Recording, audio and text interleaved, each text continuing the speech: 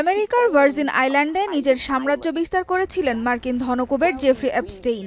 Lalita express নামের বিমানে চেপে সেখানে উড়ে যেতেন দেশ বিদেশের গণ্যমান্য অতিথিরা।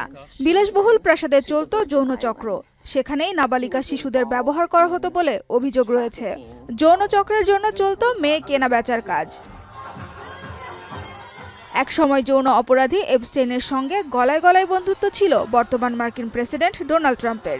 2002 সালের দিকে তাদের বন্ধুত্বে ফাটল ধরার কথা স্বীকার করেন ট্রাম্প নিজেই। 2008 সালে ধর্ষণ ও নিগ্রহের অভিযোগ ওঠে এপস্টেইনের বিরুদ্ধে। 2019 সালে গ্রেপ্তার করা হয় তাকে। জেলেই আত্মহত্যা করেন জেফ্রি। এরপর দীর্ঘদিন ফাইল বন্ধ ছিল এপস্টেইনের যৌন অপরাধের কালো অধ্যায়। গেল সপ্তাহে প্রকাশ পায় জেফ্রি এপস্টেইনের নানা কুকীর্তি নিয়ে 20,000-এরও বেশি পৃষ্ঠার একটি ফাইল। তবে এটি সম্পূর্ণ নথি নয়, বরং একাংশ মাত্র। ওই ফাইলে বেশ কিছু জায়গায় প্রেসিডেন্ট ডোনাল্ড ট্রাম্পের নাম উল্লেখ থাকায় জেফ্রি এপস্টেইনের সকল নথি প্রকাশ করতে চাপ দিচ্ছিলেন ট্রাম্প বিরোধী ডেমোক্র্যাটরা। সরব ছিলেন এই কেলেঙ্কারির ভুক্তভোগীরাও। এমনকি নিজ দলের সদস্যরাও ট্রাম্পের বিরোধিতা করতে শুরু করে। শুরুতে এপস্টেইন ফাইল প্রকাশের বিরুদ্ধে থাকলেও বহুমুখী চাপের কাছে নথি স্বীকার করতে বাধ্য হন ট্রাম্প।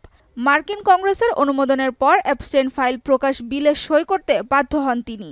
নিজের মালিকানাধীন সামাজিক মাধ্যম ট্রুথ সোশ্যালের এক পোস্টে ট্রাম্প জানান তিনি জেফ্রি এপস্টেইন ফাইল প্রকাশের অনুমতি দিয়েছেন।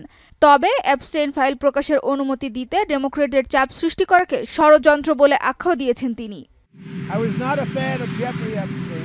ট্রুথ সোশ্যালের পোস্টে ট্রাম্প লেখেন, তার প্রশাসনের সাফল্য থেকে জনগণের মনোযোগ সরাতেই ডেমোক্র্যাটরা ষড়যন্ত্র করছে। তবে ফাইল প্রকাশ হলে ডেমোক্র্যাটদের সত্যি সামনে আসবে এবং জেফ্রি এপস্টেইনের সঙ্গে তাদের সম্পর্কও প্রকাশ পাবে। এর আগে এপস্টেইনের সঙ্গে রিপাবলিকানদের কোনো সম্পর্ক নেই এবং ডেমোক্র্যাটদের এপস্টেইনের বন্ধু বলে দাবি করেন ট্রাম্প। এপস্টেইন বিলে ট্রাম্পের সইয়ের পর এখন আগামী 30 দিনের মধ্যে এপস্টেইনের বিরুদ্ধে ফৌজদারি তদন্তের নথি, ভুক্তভোগী এবং সাক্ষীদের সাক্ষাৎকার, এপস্টেইনের সঙ্গে যৌনচক্রে জড়িত ব্যক্তিদের নাম প্রকাশ করতে হবে মার্কিন বিচার বিভাগকে। সানজিদা ইসলাম তন্নি, এখন বিশ্ব।